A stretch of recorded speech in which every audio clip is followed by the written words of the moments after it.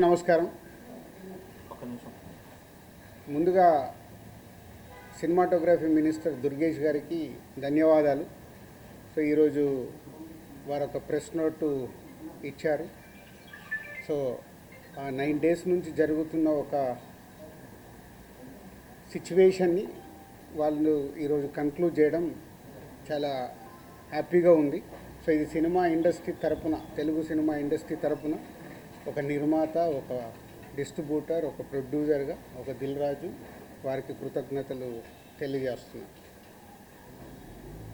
So సమస్య ఎక్కడో మొదలైంది. సో మినిస్టర్ గారు ఇచ్చిన స్టేట్మెంట్తో అన్నీ సద్దుమణిగిపోయాయి. సో మీడియా మిత్రులకు కూడా నా కోరిక అదే, ఆ కన్క్లూజన్ గురించే కొన్ని క్వశ్చన్స్కి కొన్ని ఆన్సర్స్ కావాలి కాబట్టి ఈరోజు నేను మిమ్మల్ని కలవడం జరుగుతుంది. దయచేసి దీంట్లో మిమ్మల్ని నేను కోరుకునేది ఎలాంటి కాంట్రవర్షియల్ పాయింట్స్ కానీ ఇక్కడ లేని మీరు అడుగుతూ అది డీవియేట్ అవ్వకుండా చూసుకోవాలని నా రిక్వెస్ట్ మీ అందరికీ. పోతే ఇది ఎక్కడ మొదలైందంటే April 19th east Godavari distributors, exhibitors అక్కడ ఒక మీటింగ్ చేసుకున్నారు. అప్పుడు ఆ మీటింగ్లో ఎగ్జిబిటర్స్ కోరుకోవడం జరిగింది, వాళ్ళకున్న ప్రాబ్లం చెప్తూ. సో ఇట్లా థియేటర్లు వర్కౌట్ అవ్వట్లేదు కాబట్టి మాకు పర్సంటేజ్ విధానం ఉంటే బాగుంటుంది అని. సో పోతే అందరికీ ఎన్నిసార్లు ఉన్నా నేను ఒకటే చెప్పేది, ఈరోజు ప్రతి సినిమా సంవత్సరంలో 150 సినిమాలు రిలీజ్ అవుతాయి, 90 సినిమాలు అందరూ పర్సంటేజ్ విధానంలోనే ఆడుతున్నారు. కొన్ని సినిమాలే రెంట్ ఆర్ పర్సంటేజ్ అనే విధానంలో ఆడుతున్నారు. సో ఈ రెంట్ ఆర్ పర్సంటేజ్ విధానంలో ఆడుతున్న దగ్గరే ఎగ్జిబిటర్స్కి కొన్ని ఇబ్బందులు ఉన్నాయి. కాబట్టి వాళ్ళు అలా ఈస్ట్ గోదావరిలో April 19న డిస్ట్రిబ్యూటర్స్, ఎగ్జిబిటర్స్ మీటింగ్లో వాళ్ళు కోరుకోవడం జరిగింది. సో దానికి కొందరు అక్కడ డిస్ట్రిబ్యూటర్స్ యాక్సెప్ట్ చేయలేదు. అది మాకు హైదరాబాద్కి ఇలా నిర్మాతలకి అది కమ్యూనికేట్ అవుతే April 26 గిల్డ్ మీటింగ్ జరిగింది. గిల్డ్ మీటింగ్లో మాకు హిట్ 3 గురించి బాంబేలో రిలీజ్ ఇష్యూ ఒకటి ఉండే, సెకండ్ ఈస్ట్ గోదావరిలో ఇలా పర్సంటేజ్ విధానం కావాలని వాళ్ళు నిర్ణయం తీసుకొని ఇండైరెక్ట్గా June 1 నుంచి వాళ్ళది వర్కౌట్ అవ్వకుంటే థియేటర్లు ఇలా ఆపుతాము అని కమ్యూనికేట్ చేయడం జరిగింది. ఇది ఎవ్రీథింగ్ ఎగ్జిబిటర్స్, డిస్ట్రిబ్యూటర్స్ మధ్యలో ఈస్ట్ గోదావరిలో జరిగిన సంఘటన. అది మా గిల్డ్కి వచ్చినప్పుడు గిల్డ్లో మేము ఉన్న వర్కింగ్ కమిటీలో ఉన్న ప్రొడ్యూసర్స్ అందరం ఏమనుకున్నామంటే, వాళ్ళకి ఎందుకు వర్కౌట్ అవ్వట్లేదు, వాళ్ళని ఒక 6 months వాళ్ళకు వస్తున్న రెవెన్యూలు ఏంటి, వాళ్ళకు వస్తున్న ఖర్చులు ఏంటి, ఎందుకు వర్కౌట్ అవ్వట్లేదు, వాళ్ళని స్టేట్మెంట్స్ తీసుకొని రమ్మందాము. వచ్చినప్పుడు అది డిస్కషన్లోకి పెట్టి నిజంగా ఎగ్జిబిటర్స్కి, ఎందుకంటే మేము అన్ని టెరిటరీలో ఉన్నాం, ఎగ్జిబిటర్స్ కష్టాలు కూడా మాకు తెలుసు. ఎగ్జిబిటర్స్ కష్టాలు ఏంటంటే మేము డిస్ట్రిబ్యూటర్గా ఉన్నాం కాబట్టి ప్రొడ్యూసర్ నుంచి డిస్ట్రిబ్యూటర్, డిస్ట్రిబ్యూటర్ నుంచి ఎగ్జిబిటర్, ఈ 3 టెరిటరీలు ఒకరికి సంబంధాలు ఉంటాయి. డిస్ట్రిబ్యూటర్లుగా ఉన్నప్పుడు ఎగ్జిబిటర్కి మేము ఇందాక నేను చెప్పినట్టు రెంట్ ఆర్ పర్సంటేజ్ అన్నప్పుడు ఫస్ట్ వీక్ బాగా రెవెన్యూ వస్తే రెంట్ ఇస్తున్నాము, సెకండ్ వీక్ కలెక్షన్ తగ్గిపోగానే పర్సంటేజ్ ఇస్తున్నాం. అది వాళ్ళకి కష్టమైనది, ఇది మా అందరికీ తెలుసు. దానికి సొల్యూషన్ మేము చాలా రోజులు అనుకుంటున్నాం, కానీ ఉన్న పరిస్థితుల వల్ల ప్రొడ్యూసర్స్ కూడా హ్యాపీగా లేరు కాబట్టి ఆ సొల్యూషన్ రావట్లా. సో అలా April 26 గిల్డ్లో జరిగిన మీటింగ్ ద్వారా ఆ డిస్కషన్ అలా కంటిన్యూ అవుతే వాళ్ళని రమ్మని చెప్దామని అడగడం జరిగింది. సో ఇక్కడ అప్పుడు హరిహర వీరమల్లు అనే కళ్యాణ్ గారి సినిమా May 11th అనుకుంటాను ఒక రిలీజ్ డేట్ వాళ్ళు అనౌన్స్ చేసింది, మేలో ఉంది. సో తర్వాత అది షిఫ్ట్ అవ్వడము, టెక్నికల్ వాళ్ళ వర్క్ వల్లనో దేని వల్లనో షిఫ్ట్ అవ్వడం, అది షిఫ్ట్ అయ్యేది ఎప్పటికీ డేట్ ఇంకా లాక్ అవ్వలేదు అనుకుంటాను, ఇన్ April 26th టైంలో. తర్వాత అలా ఈస్ట్ గోదావరి నుంచి స్టార్ట్ అయింది, ఇక్కడ నైజాంకు కూడా వచ్చింది, నైజాం సింగిల్ స్క్రీన్స్లో. సో నైజాంది ఒక క్లారిటీ కోసం మీరందరూ మళ్ళీ నోట్ చేసుకోండి, ఫ్యూచర్కు కూడా ఉపయోగపడుతుంది. నైజాంలో సింగిల్ స్క్రీన్స్ 370 థియేటర్లు ఉంటాయి. 370 సింగిల్ స్క్రీన్స్ తెలంగాణ స్టేట్ మొత్తంలో. అందులో ఎస్విసి సినిమాస్ అండ్ అదర్ మాకు రిలేటెడ్గా ఉన్న చారి గారు వాళ్ళని కలిపి మా దగ్గర ఉన్నాయి 30 థియేటర్లు. అవుట్ ఆఫ్ 370 థియేటర్లు 30 థియేటర్లు మా దగ్గర ఉన్నాయి. అలాగే ఏషియన్ సునీల్ అండ్ సురేష్ కంపెనీలో 90 థియేటర్లు ఉన్నాయి. 120 మా దగ్గర 30, వాళ్ళ దగ్గర 90.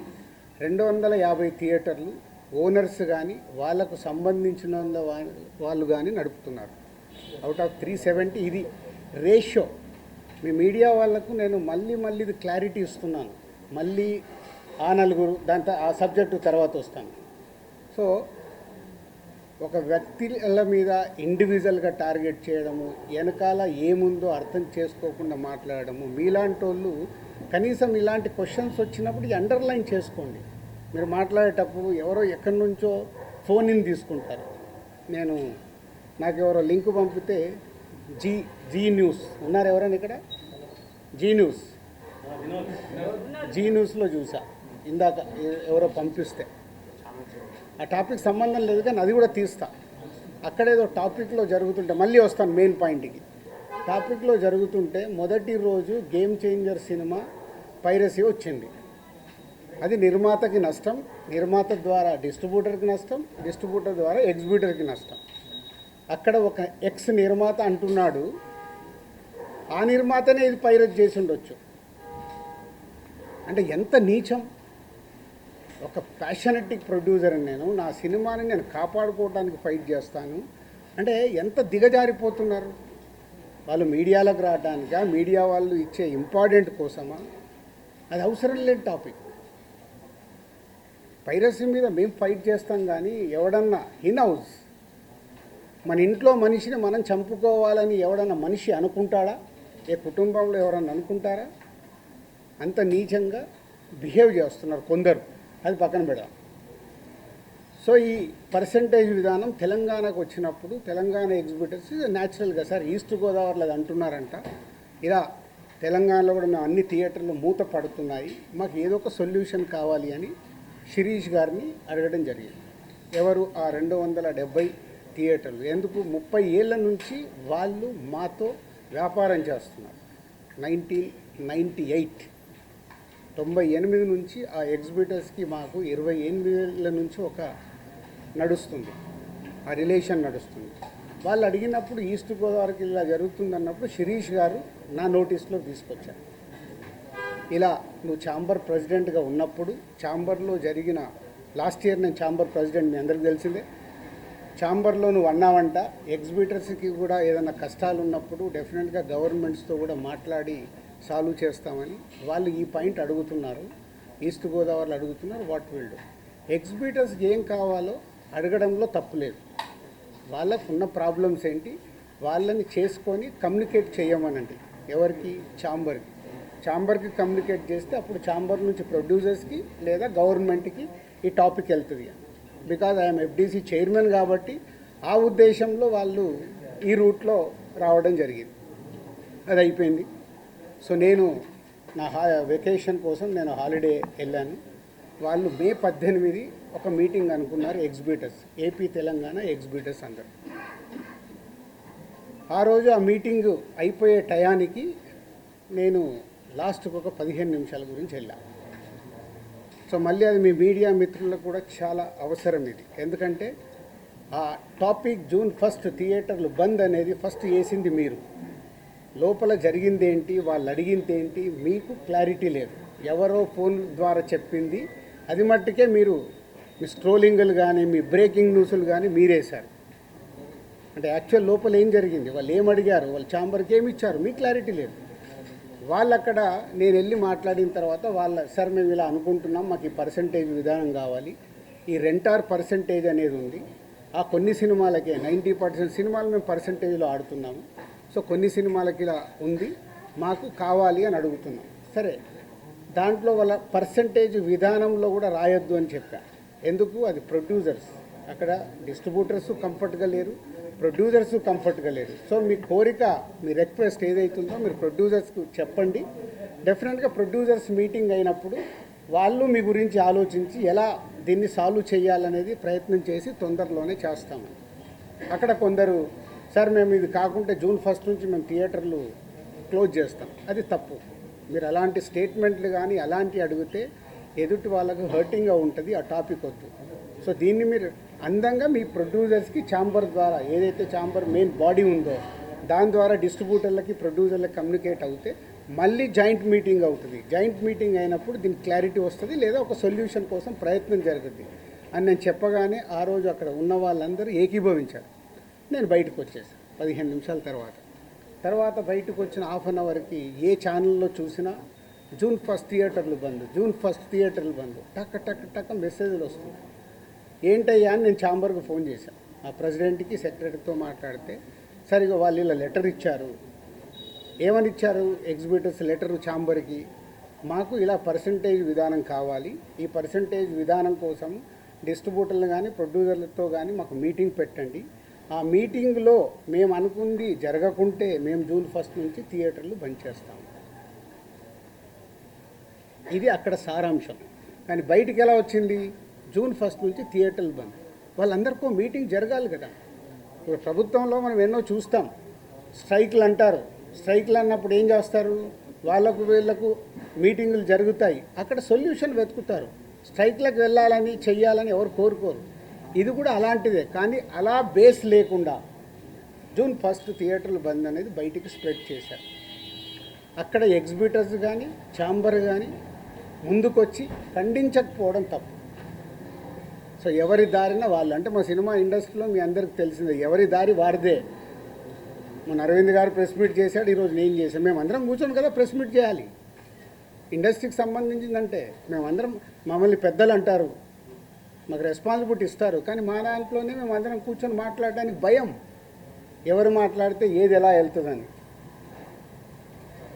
సో ఆ జూన్ 1 అనే టాపిక్ అలా వస్తే బయటికి మట్టుకు జూన్ 1 థియేటర్లు బంద్ అని స్ప్రెడ్ అయిపోయింది. అక్కడి వరకు జరిగింది. తర్వాత డిస్ట్రిబ్యూటర్స్ మీటింగ్ జరిగింది.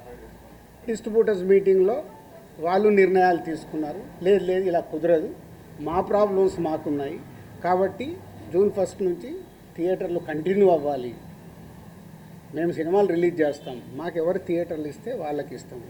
ఎందుకు ఈ రోజు వరకు నాకు తెలిసి కోవిడ్లో తప్పితే ఎప్పుడు సినిమా థియేటర్లు ముయ్యలేదు నాకు తెలిసి. మీకేమైనా తెలిసి ఉంటే చెప్పండి సార్, అప్పుడేదో థియేటర్లు మూసారని. ఈ రోజు వరకు కోవిడ్లో తప్పితే ఎప్పుడు థియేటర్ క్లోజ్ చేయరు. సినిమాలు రిలీజ్ ఉంటే సినిమాలు వేసుకోవాలనుకుంటారు ఎగ్జిబిటర్, మూసుకుంటే వాళ్ళకే నష్టం. ఆ రోజు ఆ మీటింగ్లో ఇంకొకటి కూడా నేను అండర్లైన్ చేసే వాళ్ళకి, 56 రోజులు మేము షూటింగ్లు ఆపాం, మేము ఏమీ సాధించలేకపోయాం. నిర్మాతలుగా ఏదైనా సాధించగలిగితే నిర్మాతలే సాధించాలి. ఎందుకు? ఎవ్రీవేర్ మేమే ఉంటాం కాబట్టి. మాకే ధైర్యం లేదు, మీరు ఎక్కడికి వెళ్ళి అవుతారో అది సాధ్యం కాదు అంటే వాళ్ళందరూ ఏకీభవించడం జరిగింది. తర్వాత స్ప్రెడ్ అయింది. డిస్ట్రిబ్యూటర్స్ మీటింగ్లో వాళ్ళు కాల్ తీసుకున్నారు, బంద్ వద్దు, బంద్ టాపిక్ లేకుండా వాళ్ళ ప్రాబ్లమ్స్ ఏమున్నాయో పెట్టండి. తర్వాత ప్రొడ్యూసర్స్ మీటింగ్ జరిగింది. ప్రొడ్యూసర్స్ మీటింగ్లో ఆ రోజు నేను పార్టిసిపేషన్ చేయడం జరిగింది. ప్రొడ్యూసర్స్ అందరం కూడా యునానిమస్గా ఎగ్జిబిటర్స్కి ప్రాబ్లమ్స్ ఉన్నాయని చెప్తున్నారు. అది మనం మాట్లాడుకొని వాళ్ళని ఎలా సాల్వ్ చేసి ముందుకు తీసుకెళ్దాం, థియేటర్లు ముయ్యడాలు చెయ్యడాలు వద్దు, జాయింట్ మీటింగ్ పెట్టండి, జాయింట్ మీటింగ్లో క్లారిటీగా ఇది చెప్పుదామని. సో జాయింట్ మీటింగ్కి 23 అనుకున్నారు, 24 పెట్టారు. ఈ లోపలనే ఈ ఎపిసోడ్ అంతా ఇంకొక సైడ్ డైవర్ట్ అయింది. అది మీ అందరికీ తెలిసిందే. కళ్యాణ్ గారి సినిమా మీదకి ఇది డైవర్ట్ అయ్యి కళ్యాణ్ గారి సినిమాని ఇలా అనుకుంటున్నారు. దాంట్లో మేబీ నా పేరు డైరెక్ట్గా ఎక్కడా రాలేదు కానీ ఇండైరెక్ట్గానే వచ్చిందని అందరూ చెప్తున్నారు. కళ్యాణ్ గారి సినిమా ఆపే దమ్ము, ధైర్యం ఎవ్వడు ఆలోచించడు. ఎందుకంటే ఫస్ట్ థియేటర్లు బేసిక్గా ముయ్యరు. ఈ రోజు వరకు థియేటర్లు ముయ్యడం అనేది నా 30 ఏళ్ళ సర్వీస్లో నేను చూడలే. షూటింగ్లు ఆపుకున్నాం, ఎందుకు? మా బాధలు ఉన్నప్పుడు ఆపుకొని ఏదైనా సాల్వ్ చేసుకోవటానికి. కానీ థియేటర్లు ముయ్యడం అనేది ఈ రోజు వరకు జరగల. అది ఎపిసోడ్ కాస్త కళ్యాణ్ గారి సినిమా మీదకి తీసుకెళ్లారు. గవర్నమెంట్స్ కూడా అలాంటిదే కమ్యూనికేట్ చేశారు మధ్యలో. సో ఎవరి అడ్వాంటేజ్లు ఏమున్నాయో ఇక్కడ తెలియదు. అడ్వాంటేజ్లు ఉన్న వాళ్ళు భయంతోనో భక్తితోనో కమ్యూనికేషన్ రాంగ్గా కమ్యూనికేట్ అయింది. సో అప్పుడు దుర్గేష్ గారు మినిస్టర్ నాతో మాట్లాడడం జరిగింది. ఆ రోజు కూడా నేను చెప్పాను, సార్ థియేటర్లు ముయ్యరు, అది జరిగింది, జాయింట్ మీటింగ్ ఉంది, ఈ జాయింట్ మీటింగ్లో క్లారిటీ వచ్చేస్తుంది. జాయింట్ మీటింగ్తో అందరూ యునానిమస్గా ఒప్పేసుకొని క్లోజ్ చేశారు. బట్ ఈ లోపలనే గవర్నమెంట్ సైడ్ నుంచి గవర్నమెంట్కి వెళ్ళిన కమ్యూనికేషన్ వల్ల థియేటర్లు ఇట్లా కళ్యాణ్ గారి సినిమాని ఇలా టార్గెట్ చేస్తున్నారు, ఇలా అనేది ఒక రాంగ్ కమ్యూనికేషన్ అని నేను అనుకుంటున్నాను.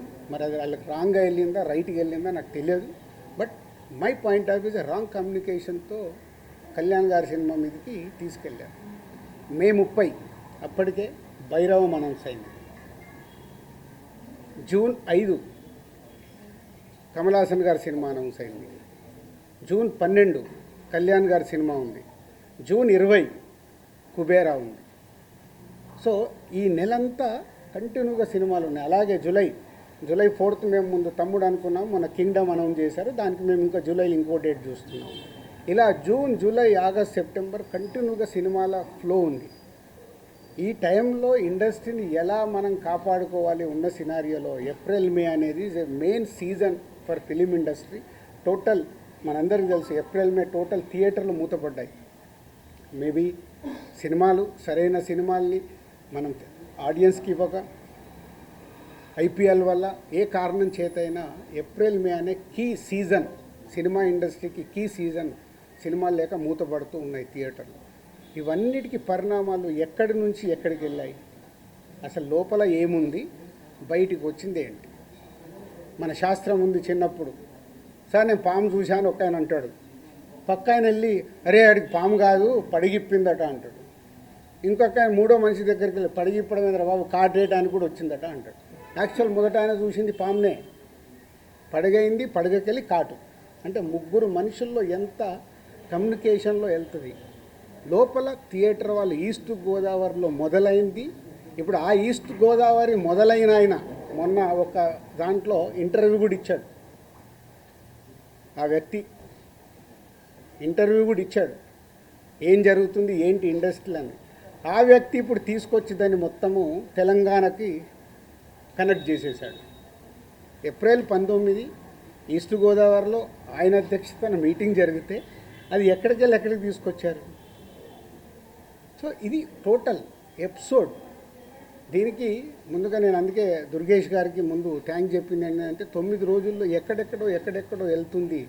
ఎందుకంటే సినిమా వాళ్ళకి 2 ప్రభుత్వాలు చాలా ఇంపార్టెంట్. ఇక్కడ కూడా నన్ను సీఎం రేవంత్ రెడ్డి గారు ఎఫ్డీసీ చైర్మన్గా పెట్టడానికి రీజనే అది.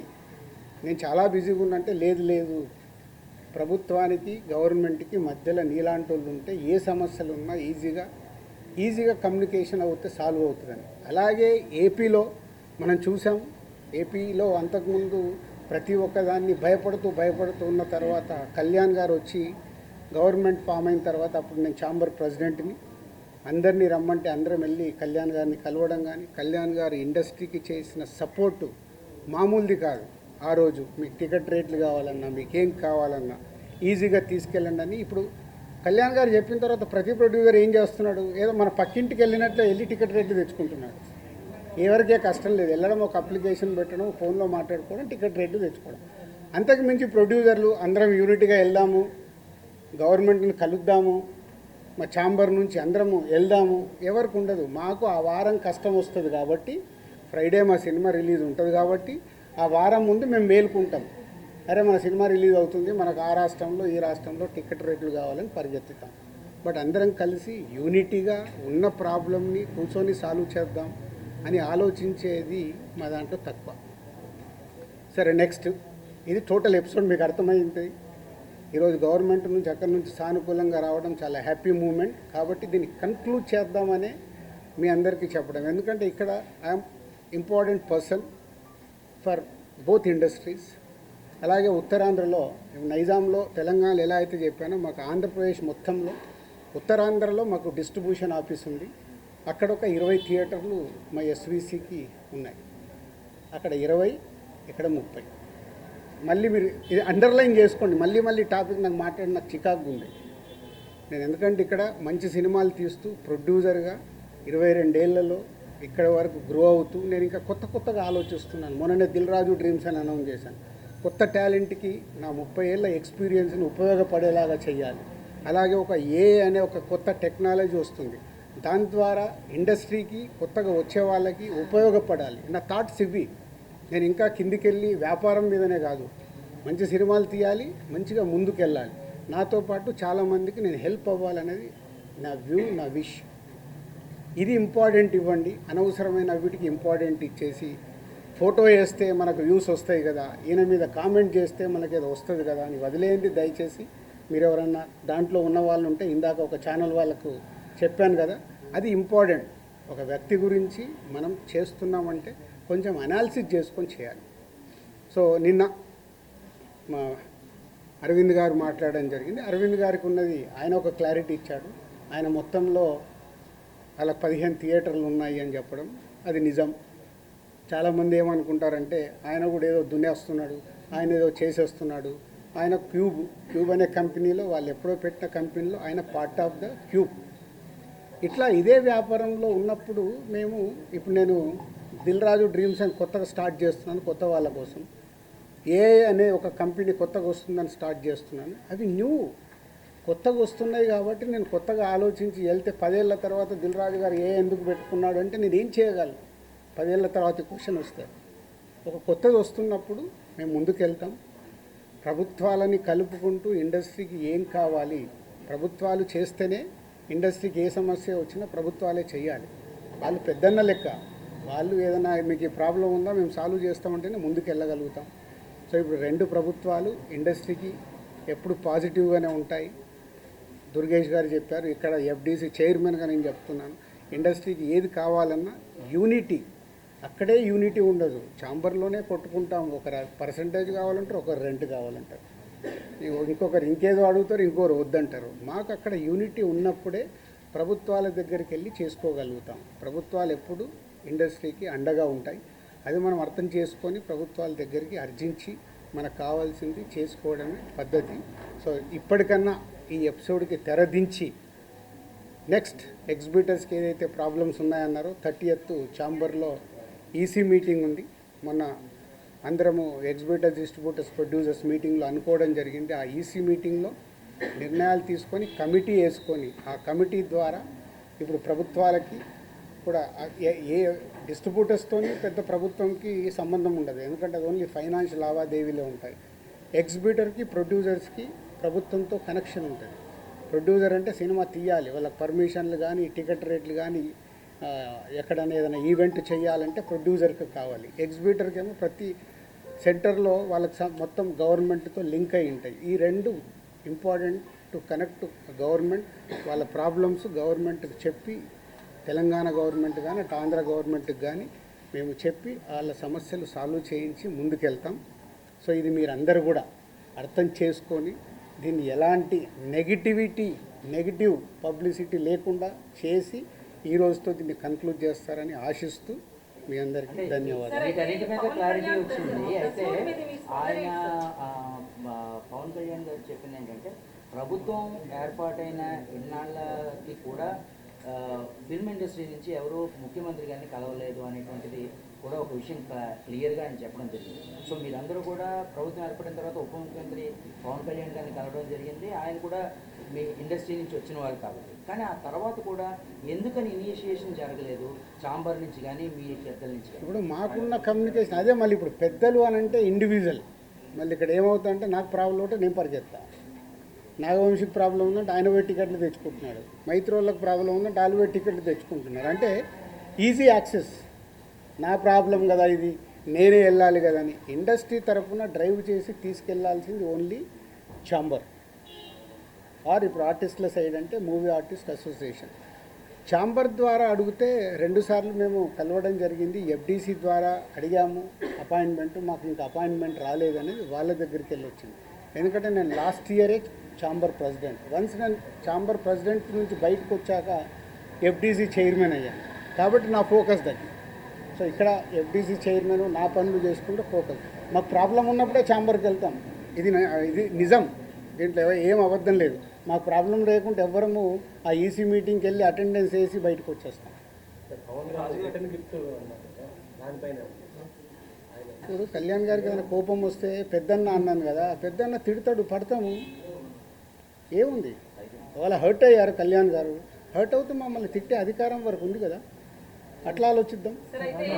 కళ్యాణ్ గారి గురించి నేను 22 ఏళ్ళ నుంచి చూస్తున్నాను. ఆయన కోపం వచ్చినప్పుడు ఆయన కోపపడేలాగా ఎపిసోడ్ జరిగింది, కానీ వారి సినిమానే టార్గెట్ చేశారనేది ఒక నెగిటివ్గా వారి దగ్గరికి వెళ్ళింది. అది కాదు ఇది ఇక్కడ జరిగింది.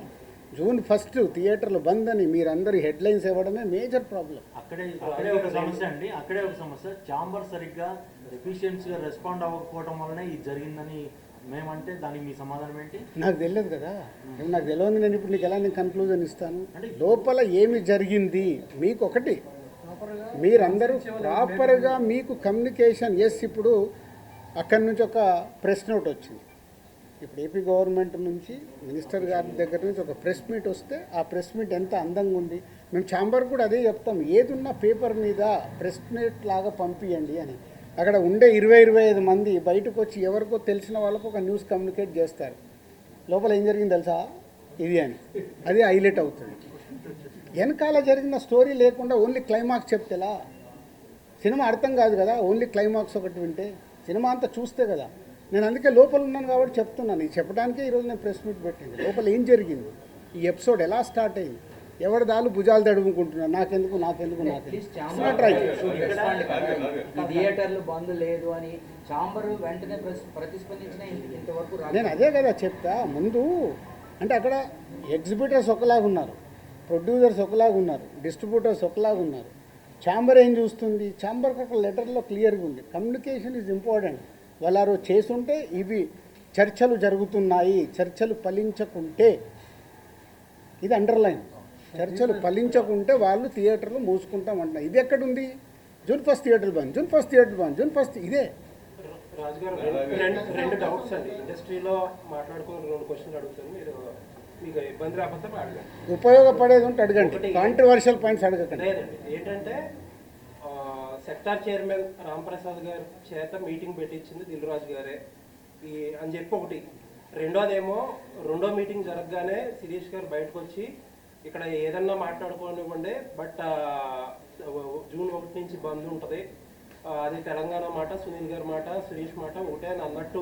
ఈ 2 ప్రచారాలు ఇండస్ట్రీలో ప్రొడ్యూసర్లు మాట్లాడుకుంటారు, డిస్ట్రిబ్యూటర్లు మాట్లాడుతారు. నేను ఇందాక చెప్తున్నా కదా, ప్రచారం అని అంటున్నారు, ప్రచారంలో నిజం ఎంత ఉంది, ఎవరికి ఉందో లేదో మీరు చెప్పండి. ఎవరికి తెలుసు అది నిజం ఉందా లేదా అనేది ఎవరికి తెలియదు కదా. ఇప్పుడు నేను ఛాంబర్ ప్రెసిడెంట్గా నేను ఎలక్ట్ అయినప్పుడు ఎగ్జిబిటర్స్ అందరూ ఈసీ మెంబర్స్ అక్కడ ఫస్ట్ ఛాంబర్ మీటింగ్లో అడిగారు, సార్ ఈ ప్రాబ్లమ్స్ ఉన్నాయి మాకు ఇలా కాదు, డెఫినెట్గా మాట్లాడతామండి ప్రెసిడెంట్గా అని చెప్పాను. వాళ్ళ అధికారంతో మాట్లాడారు, అంతేగాని దిల్ రాజు గారు చెప్తే నేను ఎవరిని చెప్పడానికి. సార్ ఇప్పుడు సినిమా ఇండస్ట్రీకి supreme body film chamber. Yes, నిన్న ప్రెస్ మీట్లో అరవింద్ గారు కూడా గిల్డ్ వల్ల ఎక్కువ నిర్మాతలకు మేలు జరుగుతుందని కామెంట్ చేశారు. దీనివల్ల అది రాంగ్గా వెళ్ళే ప్రమాదం ఉంది కదండి. అంటే సుప్రీం బాడీస్ అనే వాటిని అన్నింటి పక్కన పెట్టి గిల్డ్ వల్లే న్యాయం జరుగుతుంది అనేది ఇండస్ట్రీకి అంత సీనియర్ ప్రొడ్యూసర్ అలా కామెంట్ అంటే ఇప్పుడు గిల్డ్ ఎందుకు ఏర్పడింది, ఎందుకు? సినిమాలు నిర్మించే వాళ్ళు 10 నుంచి 20 మందే యాక్టివ్గా ఉండేవాళ్ళు ఉన్నారు, వాళ్ళ సమస్యలు వాళ్ళకే తెలుస్తాయి. కాబట్టి మనం కౌన్సిల్లో మాట్లాడినా, అందరిట్లో ఛాంబర్లో మాట్లాడినా వీటికి మాకు సాల్వేషన్ రాదని గిల్డ్ అనేది ప్రారంభించడం జరిగింది.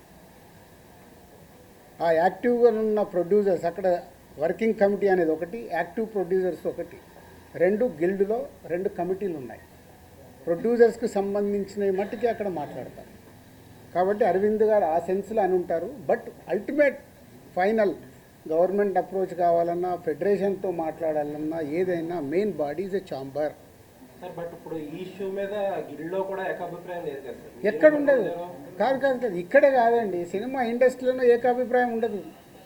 గిల్డ్ ఏంటి, ప్రొడ్యూసర్ల మధ్యలో ఉందా, డిస్ట్రిబ్యూటర్ల మధ్యలో ఉందా, ఎగ్జిబిటర్స్ మధ్యలో ఉందా? అంటే మీతో చాలా లాంగ్ ట్రావెల్ ఉన్న ప్రొడ్యూసర్స్ కూడా ఇప్పుడు ఈ విషయంలో డిఫర్ అయ్యారు కదా. అదే అవుతారు అంటున్నా. ఇప్పుడు నేను ఖచ్చితంగా నాకు పర్సంటేజే కావాలి, వాళ్ళకి హెల్ప్ చేద్దామని నేను అంటే వాళ్ళు ఏ అపోహలో ఉన్నారు, అదే అపోహలో ఉన్న రాజుగారు ఎటుంటారు. గోడ మీద పిల్లిలాగా ఎందుకు చూడడం? డైరెక్ట్ నాతో వచ్చి మాట్లాడవచ్చు కదా.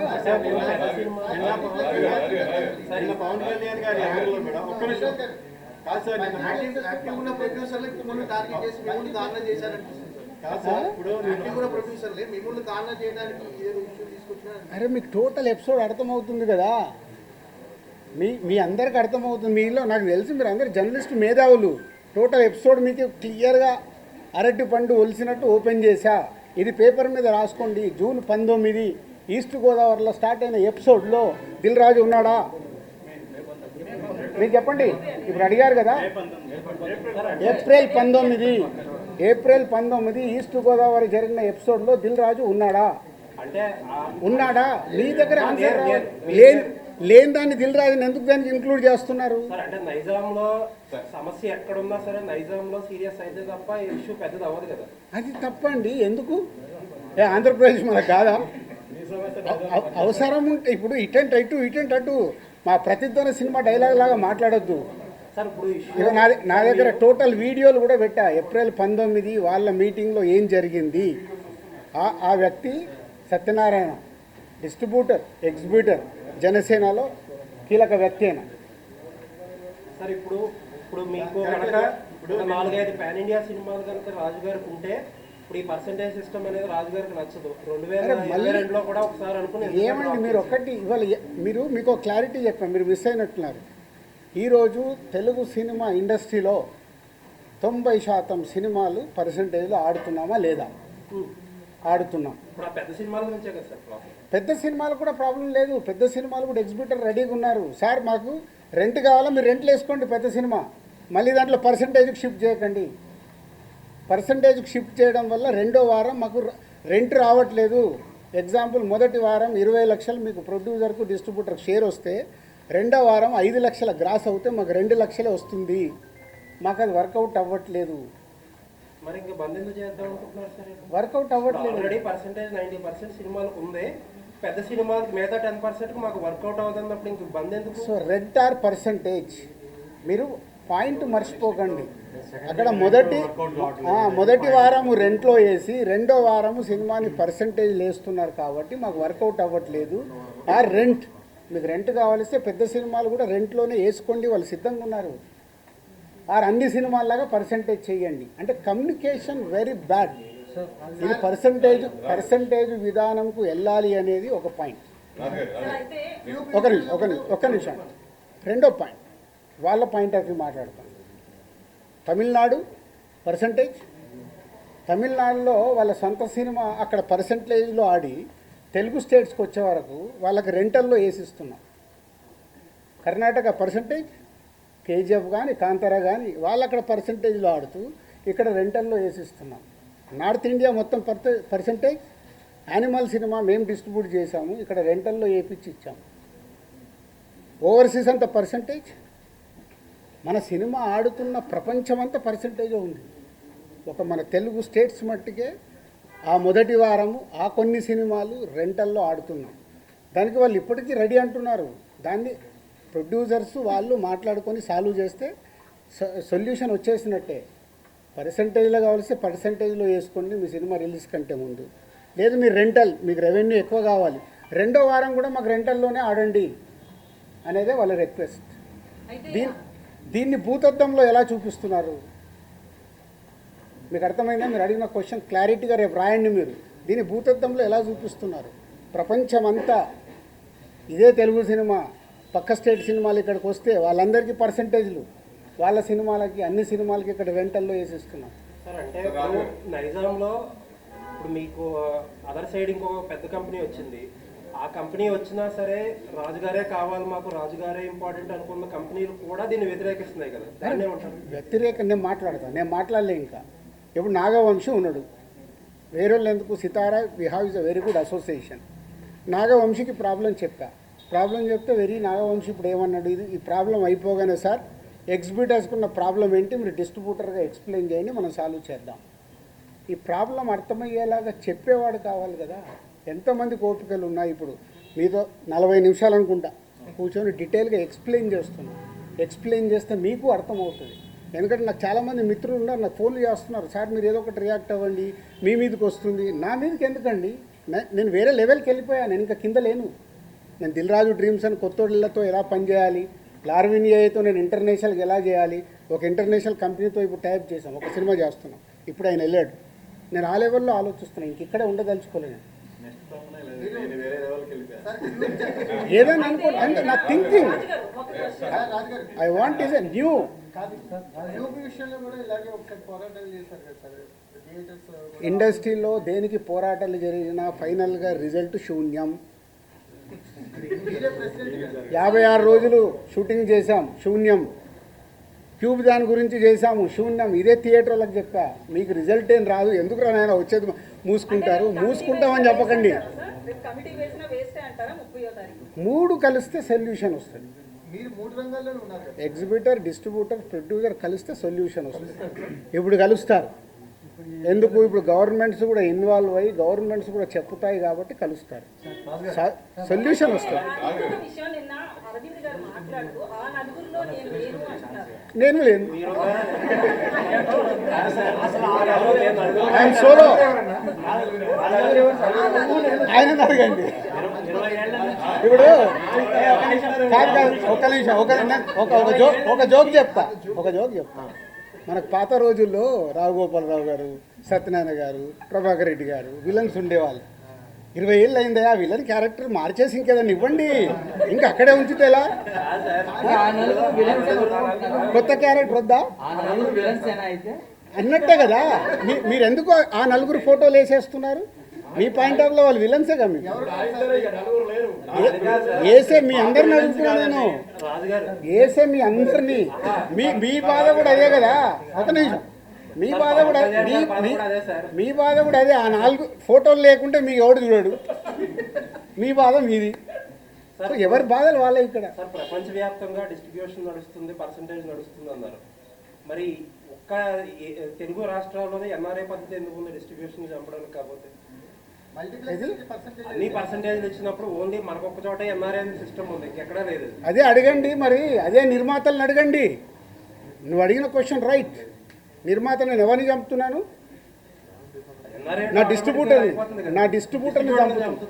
నా డిస్ట్రిబ్యూటర్ ఎవరిని చంపుతున్నాడు? ఎగ్జిబిటర్ని. సో తప్పేవాడిది. రాజుగారు కూడా అందులో పార్టే కదా. ఆడియన్కి హలో, నువ్వు ఆడియన్కు నచ్చితే థియేటర్కి వస్తావు, రాకుండా నాకు వద్దని కూర్చుంటాం. మేము అలా కాదు కదా. సినిమాలు మీరు తీస్తున్నారు, ప్రజలు వచ్చి మిమ్మల్ని సినిమాలు తీయమని అడగలేదు, కానీ రిలీజ్ టయానికి వచ్చేసరికి మీరు మా టికెట్ రేట్లు పెంచండి అని చెప్పి వాళ్ళు నెత్తిన బండరా వేస్తున్నారు. అది ఎంతవరకు correct? Me cost of production ఎందుకు తగ్గించుకోరు మీరు? కరెక్ట్, అది ప్రొడ్యూసర్ని అడగండి, నన్ను కాదు.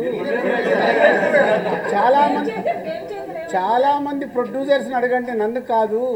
నేను దాంట్లోకి రాను. అదే అందుకే నేను ఇలా ఉన్నా. అందుకే ఈ సంవత్సరం ఎన్ని సినిమాలు నేను తీస్తున్నా, బయట ఎన్ని సినిమాలు జరుగుతున్నాయి, తేడా అక్కడే కదా.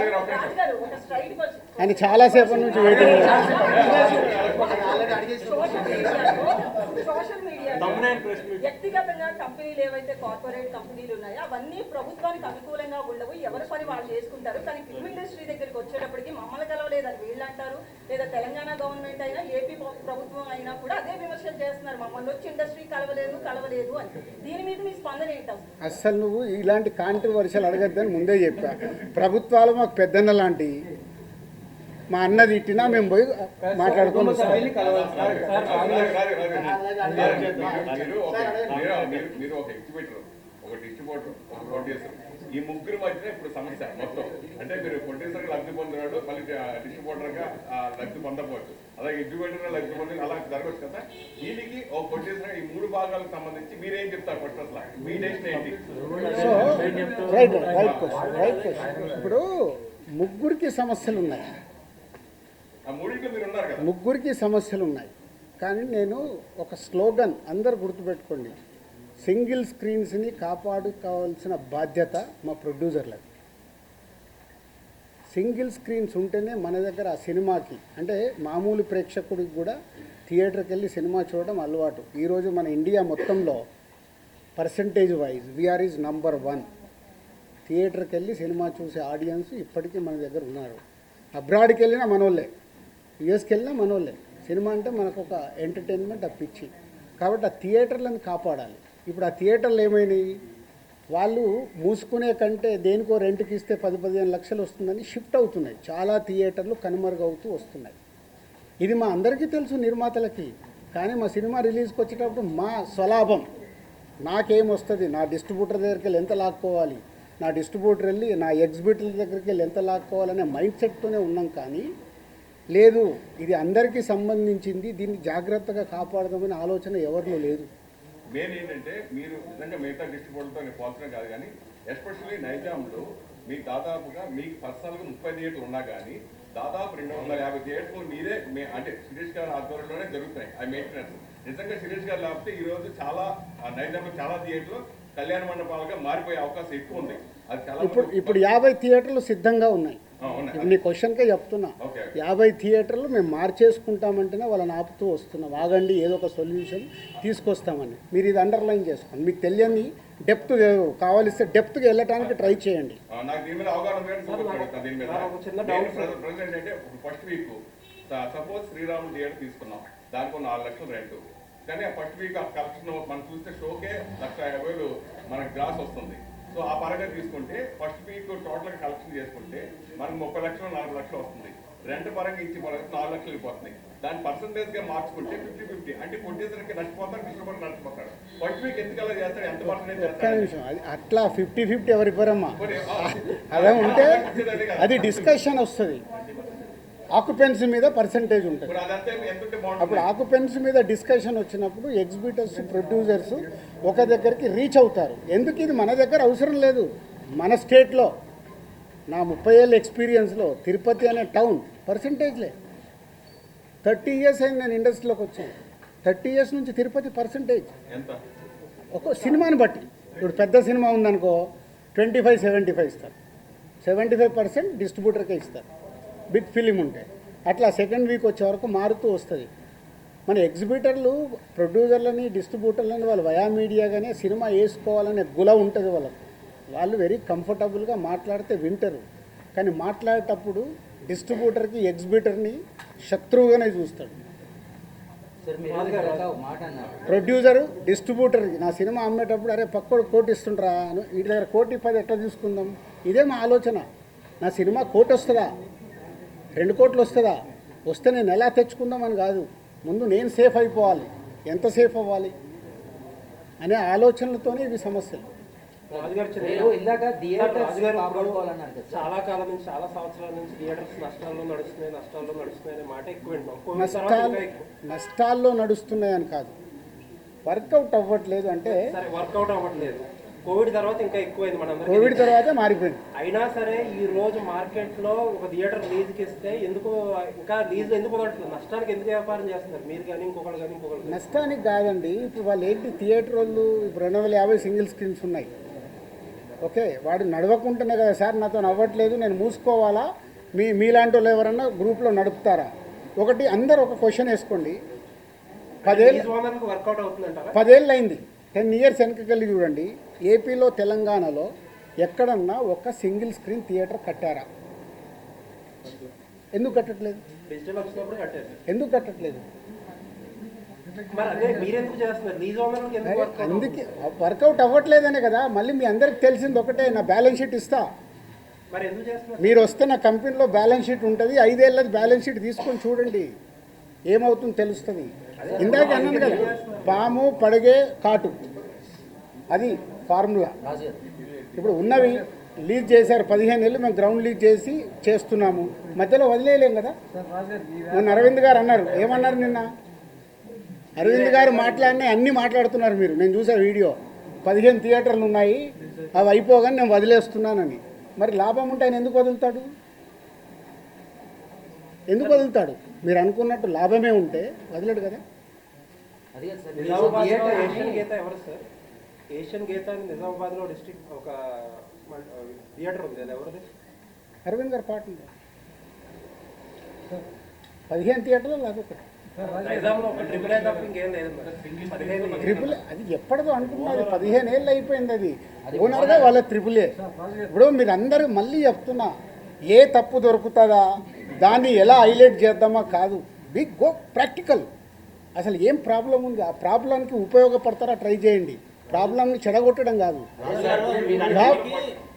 నేను ఓపెన్ ఛాలెంజ్, ఓపెన్గా ఉన్నా, సినిమా ఇండస్ట్రీకి ఇది ఉపయోగపడుతుంది సార్ అంటే మీతో నడవటానికి నేను సిద్ధంగా ఉన్నా. మీలో ఎంతమంది నిజాయితీగా నడవటానికి ఉన్నారు? ఓటీటీ అనేటువంటిది దానివల్ల ఓటీటీకి తొందరగా సినిమాలు ఇచ్చేయడం వల్లే థియేటర్స్ అంతగా నడవట్లేదు అనేటువంటిది ఇది ఎవరు కాదనలేని ఇది. ఎంచేదంటే సినిమా రిలీజ్ అయిన 1 వీక్లో కూడా ఓటీటీలో సినిమా అది ఒక్క రీజన్ కాదు మిస్టర్ ఫనీ, అది ఒక్క రీజన్ కాదు. అలా ఉంటే కోర్టు ఆడకూడదు, అలా ఉంటే మ్యాడ్ ఆడకూడదు. సంక్రాంతికి వస్తున్నాము, ఆడుతూనే ఉంది, ఓటీటీలు ఆడింది, టీవీలు ఆడింది, థియేటర్లు ఆడుతుంది. ఎందుకు ఆడింది 3 ప్లేస్లలో? Reason not only 1 point, we have 5-6 points. Multiple problems ఉన్నాయి. థియేటర్కి ఆడియన్ని రాకుండా మన కలెక్షన్స్ తగ్గటానికి, ఫుట్ఫాల్ తగ్గటానికి మల్టిపుల్ ప్రాబ్లమ్స్ ఉన్నాయి. ఆ మల్టిపుల్ ప్రాబ్లమ్స్ మీద మీరు నిజంగా తెలివైన వాళ్ళు ముందుకొచ్చి మీడియా నుంచి దాని మీద పెట్టుకొని ఈ ప్రాబ్లమ్స్ ఉన్నాయి, ఫుట్ఫాల్ పెంచడానికి ఏం చేయాలనే దానికి ఒక ఉద్యమం స్టార్ట్ చేయండి. ఇంకా ఇండస్ట్రీకి మీరు అందరూ ఉపయోగపడిన వాళ్ళు అవుతారు. ఇది కాదు టికెట్ రేట్లు ఒకటైతే మంచి సినిమాలు రావట్లేదు అనేది. అదే ఛాంబర్ ఏం చేస్తుంది అబ్బా? నేను సినిమా తీస్తే ఛాంబర్కి ఏం సమయం, నా డబ్బు నాది. సినిమా మొదలు పెట్టేటప్పుడు నేను తోపు సినిమా తీస్తున్నానే మొదలు పెడతా. ఆక్యుపెన్సీ పెరగాలంటే అవన్నీ జరగాలి కదా. సో మీ అందరికీ ఒక రిక్వెస్ట్, నిజంగా ఇవన్నీ వదిలేద్దాం. మన ప్రేక్షకుల్ని థియేటర్కి తీసుకురావడానికి మనం అందరం కలిసి ఏం చేద్దాం, ఒక రూట్ మ్యాప్ వేయండి, నేను ముందు నిలబడతా. దానికి మల్టిపుల్ ఇష్యూస్ ఉన్నాయి.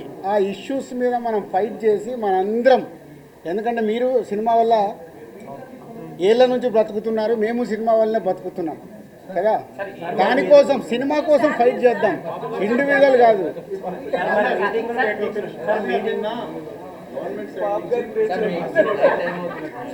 గవర్నమెంట్ సైడ్ నుంచి వచ్చిన ప్రెస్ నోట్లో ఇక మీద ఏ చర్చలైనా ట్రేడ్ బాడీస్ ఇచ్చే రిప్రజెంటేటివ్స్ అండి అన్నారు.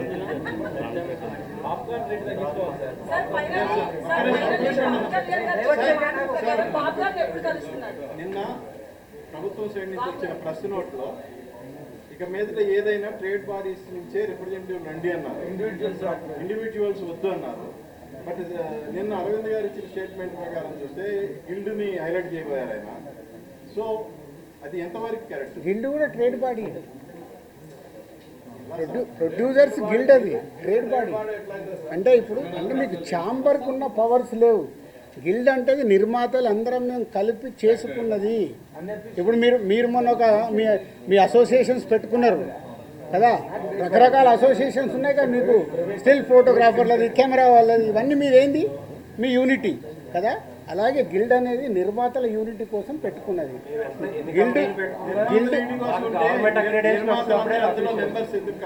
అందరు మెంబర్స్ కాదు అక్కడ. ఇప్పుడు ఒక సినిమా తీస్తారు, వెళ్ళిపోతారు, 5 ఏళ్ళ తర్వాత సినిమా తీస్తారు. కాబట్టి సినిమా తీసినప్పుడు వాళ్ళు మెంబర్స్ అవుతారు. గిల్డ్ ఫార్మాట్ అది.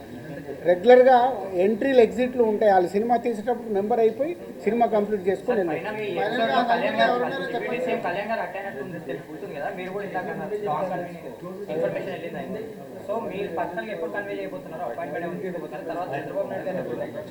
గవర్నమెంట్ని కలవటానికి ఛాంబర్ ద్వారా వాళ్ళ అపాయింట్మెంట్ తీసుకొని వెళ్ళాలి, వాళ్ళు ఫార్వర్డ్ అయ్యి వెళ్ళాలి.